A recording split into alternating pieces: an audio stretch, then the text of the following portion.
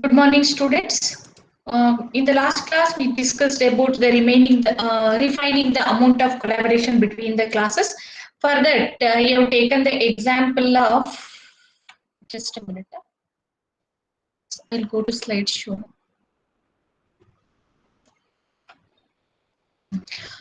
Is slide visible, right? Yes, Slide. Excellent. Okay. So in the last class, I was discussing about refining the amount of collaboration between the two classes.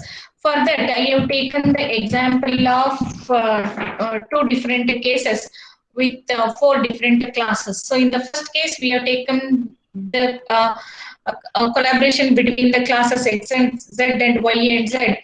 Here you need to identify the complexity, which one is more complex. So in the last class, as I explained, in the first example, what happened? The F1 method of class X is interacting or collaborating with the F10 method of class X. But here in this example, what happens? Y class consisting of 6 different methods, and each one is sending the message to F10. Then we are comparing the complexity. Then the collaboration between Y and Z is having more complexity than the collaboration between X and Z, right? That example I explained in the last class. Similarly, here I have considered one more example, the collaboration between X and Z and Y and Z. Here, even though the number of collaborations between X and Z and Y and Z is same, but here to calculate or to find the complexity, we are going to find the number of methods involved in the collaboration. So in the first case, that is the collaboration between X and Z, here, what happens? The two classes of X is sending the message to the single method of class Z. So here, two collaborations, but only three methods are involved. But here, if you consider the collaboration between Y and Z, what happens? Two methods of class Y are sending the messages to the two methods of class Z. So here, four methods are involved in the collaboration. Hence, we say that this type of collaboration is having more complexity when compared to the previous one. So in this way, we are considering the complexity with respect to the collaboration between the classes. So then I explained about the fan out. That is what I first I explained what is the fan out. Then how many number of fan outs the system must consisting of. That I also explained, right? So fan out is what the product of the number of methods and the messages sent is called as the fan out. And what is the maximum number of fan out the class can exhibit? What is the maximum number of fan outs that I explained in the last class? What is the maximum number? 70. Yes, 70. The maximum number of fan out should be 70. More than that, we need to avoid that. That I explained in the previous class, right? Along with that, I explained the heuristics related to the collaboration. One is the minimize the number of message sends between a class and its collaborator. The second one is minimize the amount of collaboration between a class and its collaborator. That is the number of different messages the class sent. The last one is minimize the fan out in a class. That is the product of number of messages defined by the class and the message they send. Here, the fan out we need to minimize to the number of 70. So these heuristics I explained. All right.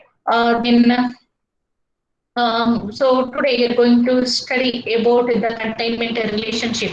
What is the containment relationship and how we can obtain? So here once again we are considering the example of a meal class. That's why I specifically put it as figure 4.8 in this figure. See here, we are consider the meal example, right?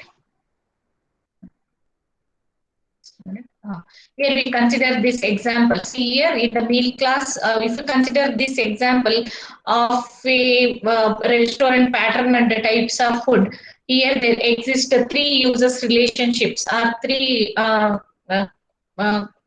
users relationships between the restaurant and melon, steak and pie classes.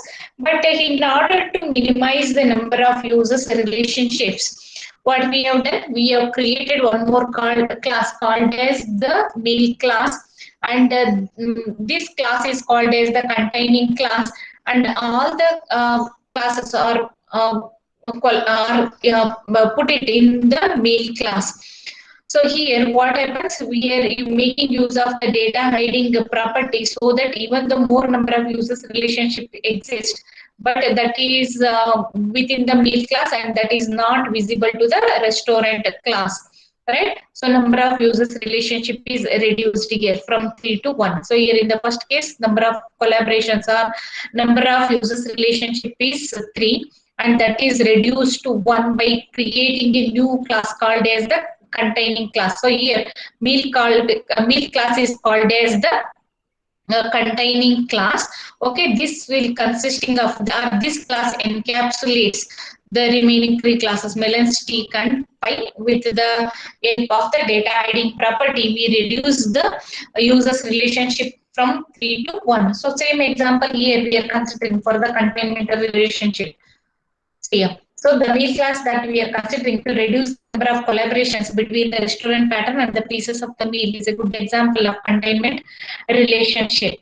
So here, by using the containment relationship or by creating the containment class, we are going to reduce the number of users relationship or the number of collaborations between the classes.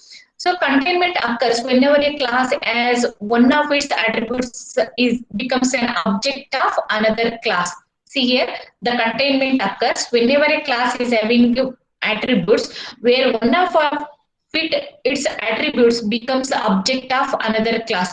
So if we consider the what the same restaurant and the three different meals speak, and if you consider this example here, if you consider this, so a containment relationship exists when the class is having the attributes and one of its attributes becomes the object of another class.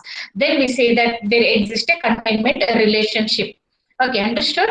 So if the class consisting of the attributes and the attributes of the class becomes the object of another class, then we say that the containment relationship exists or the containment occurs. So whenever a class which is having attributes where one of its attributes becomes the object of another class.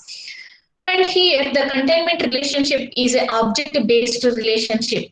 Why? Because even though the class consisting of say the for example the class one consisting of 4 attributes where one of the attributes becomes the object of another class. So object of another class means it becomes the object of class 2. Let us consider we have the class 1. Class 1 consisting of 4 attributes. Okay, one of the attribute becomes the object of class 2. Clear? Understood? So then we say that the containment occurs. And containment relationship is an object-based relationship. Why? Let us consider that. So here, even though the class consisting of 4 attributes, but only one of the attribute is becomes the object of another class, but not all the attributes. Right. So, or we can say that all the objects of the classes have to need not to obey the relationship. Then we say that it is an object-based relationship. Now let us consider that the class consisting of 4 objects. If one of the object obeys the relationship and the remaining 3 objects may not obey the relationship, then we say that it is an object-based relationship. It is just like the users relationship. Why? The users relationship is also a object-based relationship. There, not all the objects are obeying the relationship. In the same way, the containment relationship is also a object-based relationship. Why? Because not all the objects are obeying the relationship. If one of the object may obey and the remaining objects may not obey the relationship. In such cases, the relationship is said to be a object-based relationship. Understood? And there is a difference between the users relationship and the containment relationship. Now you understood what is the users relationship? What is the users relationship? Can anybody tell me the answer? What is users relationship? Yes. Object of whenever data of Can you repeat it? I'm not audible. Can you be a little bit louder? An object of one class send a message to an object of another class, then the Yes. message is said to be an user relationship. Yes, it's correct. So object of one class is sending a message to object of another class. Then we say that class one is uses the relationship, or class one exhibiting the uses a relationship with class two, right? So here one object of one class is sending the message to object of another class. Then there exists a uses relationship, but the containment relationship is different. Okay, containment relationship is different. When we say that the containment relationship exists or occurs whenever a class consisting of set of attributes, if one of the attributes becomes the object of another class, then we say that there exists a containment relationship. Understood? So here, if one of the attributes of the object becomes the object of another class, then we say that there exists a containment relationship. For example, if class 1 consisting of 4 attributes, if one of the attributes becomes the object of another class, then we say that the containment relationship exists. Now you see the difference, right? There exists a message transmission between the objects, but here the attributes becomes the object of another class, then we say that there exists a containment relationship. There is a heuristic for this containment relationship. If a class contains objects of another class, then the containing class should be sending message to the contained class. That is, the containment relationship should always implies a users relationship. So here, whenever we are implementing the containment relationship, it implies that there exists a users relationship. Understood? So here, whenever we are implementing or creating the containment relationship, it implies that the users relationship exists between the classes.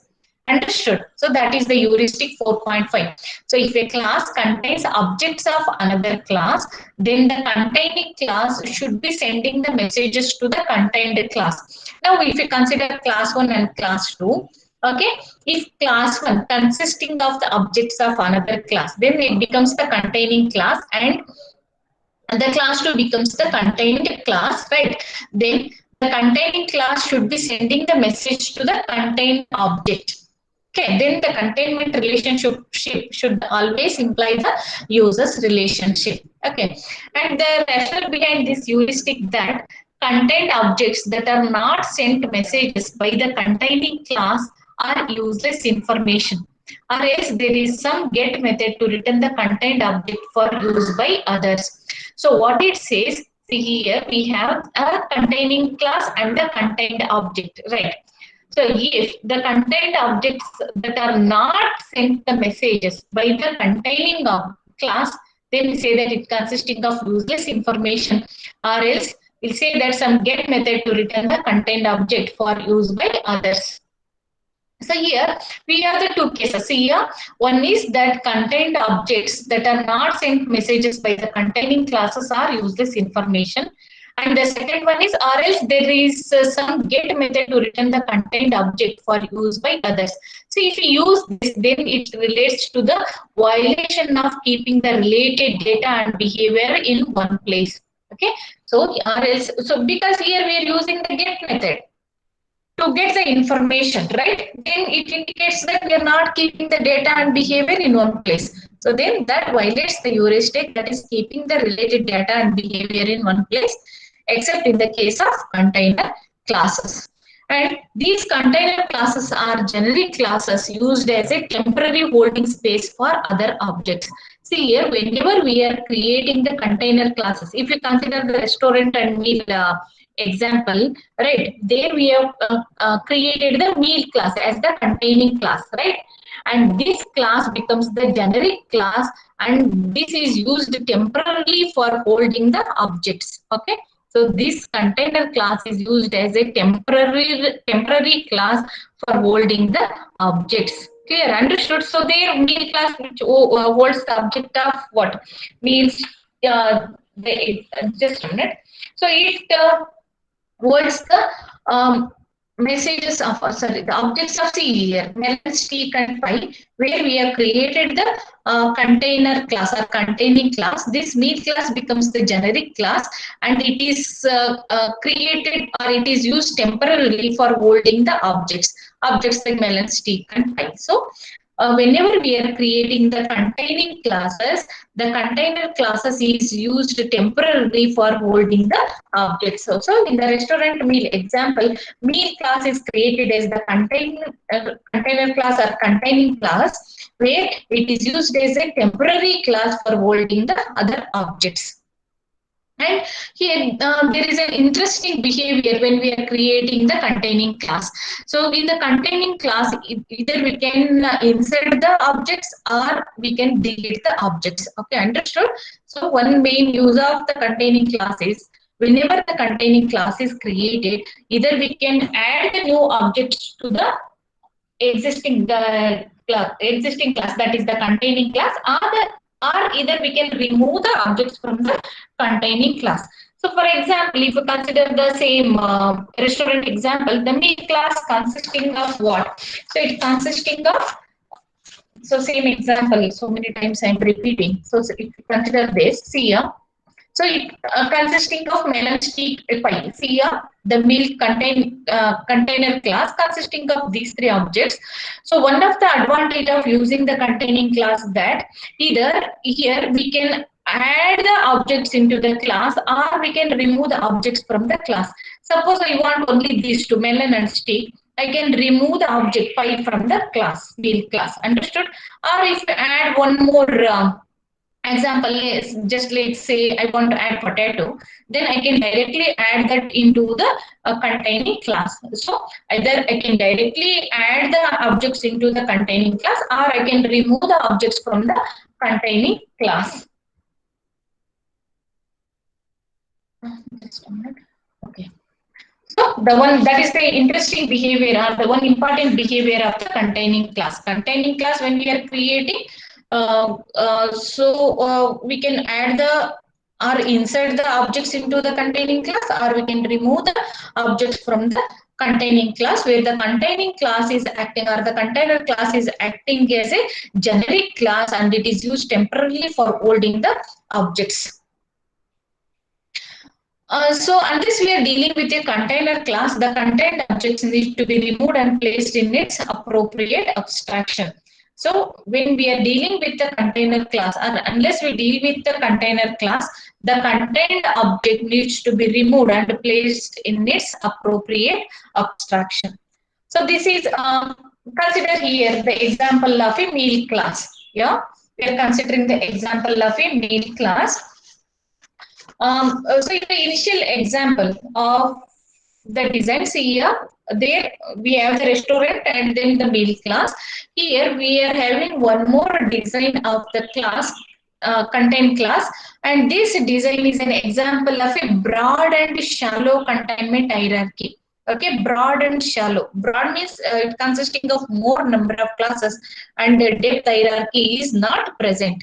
It consisting of a little depth hierarchy, not so much depth hierarchy. Understood? So here we are considering an example of a meal class. Here the meal class consisting of different classes, okay, or different melon, stick, potato, peas, corn, like that. So this is one form of a design, and this design is an example of a broad and shallow containment hierarchy, where lots of data members in the class but with little depth. So no depth exists. And if you consider this one, it is called as a narrow and a deep containment hierarchy. Compare this one and this one here. So one is called as the broad and shallow containment hierarchy, and second one is the narrow and deep hierarchy. So in the narrow and deep, you can just compare this. So here no depth exists. In a single level, all of the things, that is melon, stick, potato, peas, corn, pie, are placed. But here if we consider, we are creating the different hierarchies with meal, stick, platter, trimmings, etc. Where the stick letter consisting of stick and one more inner hierarchy consisting of trimmings, and in this it consisting of peas, potato, and corn. So like this, we can have the different designs. For this one is called as the a broad and shallow containment hierarchy, and second one is the narrow and deep containment hierarchy. And this is about the heuristic 4.5. So here the 4.5 says that if a class contains objects of another class, then the containing class should be sending the message to the contained object. That is, the containment relationship should always implies a user's relationship. So here we are considering the creation of the containing classes, where the containing classes are treated as the generic classes, where these contained classes are used temporarily for holding the objects. And one more interesting behavior of the containing class is that you can insert or delete the objects into the classes, into the container or the containing classes.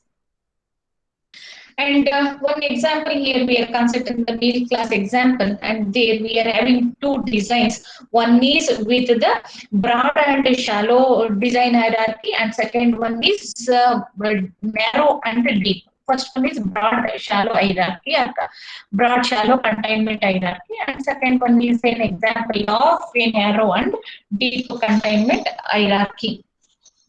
And so when the designers have designed this, then we may ask which design is better, whether the first one is better or the second one is better. We can ask this question from the perspective of users and the implementers. So in the user point of view, somebody says if the design first one is better, and somebody says the second one is better, but we say that both are wrong, because in the user perspective, the users mainly concentrating on designing, ordering the food, right? They're mainly concentrating on ordering the food, whether it is a shallow hierarchy or deep hierarchy. They're not bother about. Okay, they're only concentrated on ordering the foods, and based on the cost of the food and the availability, and we can see the taste of the food, the users are simply ordering, right? They're not bothered about where actually it is implemented or what type of containment or containment relationship exists. The users are not bothering about it. Only they bother about ordering the food by checking the availability of the food and cost of the food, right? But in the implementer's perspective, once again, depending on the requirement, the implementers may go for the first design or the second one. Understood? So both the cases we are considering in terms of user's perspective and in terms of implementer's perspective. In the user's perspective, both the designs may be right or both the designs may be wrong. Why? Because the users are not bothered about the design of the class. They are only bothered of ordering the food based on the availability and the cost of the food. And in the implementer's perspective, once again, it's based on the requirement. So somebody may choose the first, this one is the better design, and some implementers may choose this one is the better design. Okay. So this is about heuristic 4.5. Next we move on to heuristic 4.6. Most of the methods defined on a class should be using most of the data members most of the time. So here it says that once the methods are defined for a class, and these methods are using most of the data members, and always most of the time means methods of the class using the data members most of the time. Clear? And if this is true for a given class, then it is probable that the designer has captured two or more abstractions in one class. Okay, means if the methods of the class using the most of the data members most of the time, and if it is not true for a given class, then it is probably that the designer has captured two or more abstractions in one class. But a class should capture only one meaningful abstraction within a domain. But in the previous case, here what happens if this is not true, that is if the methods of the class is not using most of the data members most of the time, then what happens? Two or more abstractions may be captured in one class by the designers, but a class should capture only one meaningful abstraction within a domain. So then in the cross-check violation, half of a class's methods will use half of the data members, while the other half of the methods are using the other half of the data members that we have discussed in the first class itself, right? Half of the class methods will use the half of the data members, and the other half of the methods are using the other half of the data members. Then the class should be split along these lines due to its having too much non-communicating behavior. So when we're discussing about the non-communicating behavior or the distribution of system intelligence, they are based on the usage of the data members by the class. We are splitting into different different category, right, along the horizontal or vertical direction, and based on the non-communicating behavior, we are splitting it, right? So here, if half of the class methods will use the half of the data members, there we are considering the example of if F1, F2, F10 is there.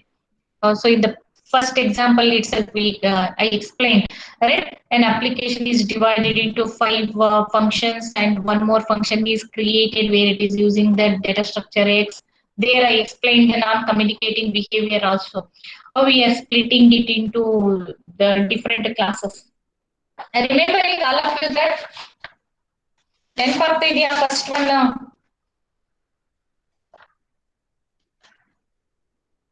ನೆನಪಿದೆಯಾ? ಕೇಳಿಸ್ತಾ ಇದೆಯಾ ಎಲ್ರಿಗೂ?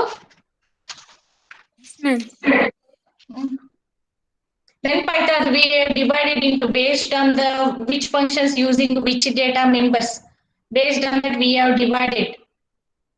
So that property we are using. So when there is a too much non-communicating behavior, then we are splitting the class along these lines.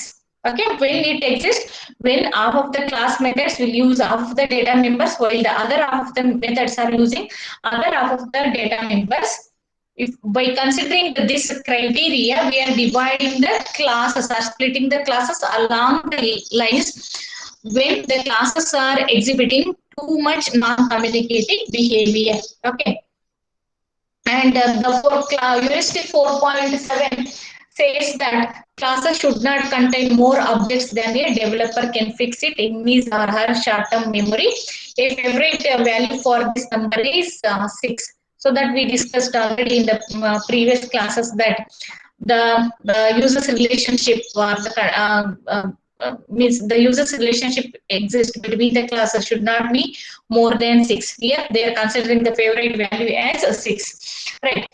Because the rationale behind this heuristic is that most of the methods defined in a class should be using most of the data members most of the time. So here we are using this heuristic, that is most of the methods defined in a class should be using most of the data members most of the time. That we are considering here.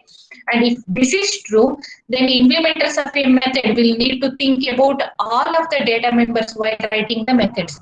So whenever the implementers are implementing the methods, they have to keep in this mind that all the data members of that all the data members will belongs to that particular method or not, right?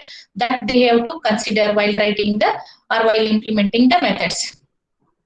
If the developers cannot keep all of the data in the short-term memory, then some of the items will be omitted and bugs will creep into the code. So if the developers are not keeping all of the data in the short-term memory, then what happens? Some of the items will be omitted or some of the items will be left out, and then that results in a bugs in the code. Okay, then even though the number of users relationship or the number of communications between the classes is fixed to 6, but some developers are even making use of 7 plus or minus 2, and this criteria is widely accepted by all the developers. Okay, so the standard number of 7 plus or minus 2 is widely accepted in the world of psychology as the number of items most people can keep in their short-term memory. Okay, so even though it is fixed to 6, but most of them uses 7 with plus or minus 2, means they may use from 7 to 9 or from 5 to 7, and it is most widely accepted. And even it is the case, we choose 6 as 6, and we take it into consideration that people with poor short-term memories and the fact that most methods take an argument are 2, which must be considered in addition to the data members. So there is an argument of number of containments or number of uses relationship between the object, whether it is 6 or 7 plus or minus 2, that they are discussing here. And once again, we'll say that in short, this heuristic is the complexity metric on a class. So it may be 6 or 7, or it may increase to 9. So here just we are considering this heuristic as a complexity metric on a class. And heuristic 4.8 says that distribute system intelligence vertically down narrow and deep containment hierarchies. So here we are considering 2 types of containment hierarchies, right? One is broad and shallow, and second one is narrow and deep. Okay, we are considering both the cases here, and this heuristic goes together with the distributing system intelligence horizontally across the top level classes. And here both are important heuristics. First one is broad and which one? Broad and shallow. Second one is narrow and deep. So both are the important heuristics we are considering. Although horizontal distribution is more important than vertical distribution. So whether it may be the horizontal or vertical distribution, so what happens if you are not choosing the distribution hierarchy in a proper manner, then it affects the system development. How? We'll see this. An improper horizontal distribution affects the entire application, whereas the improper vertical distribution affects only the implementation of the class. See, horizontal distribution means it is the broad and shallow containment hierarchy. Okay, horizontal distribution mainly concentrates on broad and shallow containment hierarchy. If that is not proper, then it affects the entire application, whereas the deep and narrow containment hierarchy, it is a vertical distribution, and if it is not proper, then it affects only the implementation, means it only affects the class implementation, whereas the broad and shallow containment hierarchy affects the entire application. So we need to be very careful while deciding the containment hierarchies. So one perceived problem with the narrow and deep hierarchies is that of efficiency. And when we are computing the cost for both the containment hierarchies, we'll consider the same example. In the first case, that is a broad and shallow hierarchy requires 7 function calls, whereas the narrow and deep design requires 9 function calls. See here, and this is the narrow and deep hierarchy. This is the broad and shallow.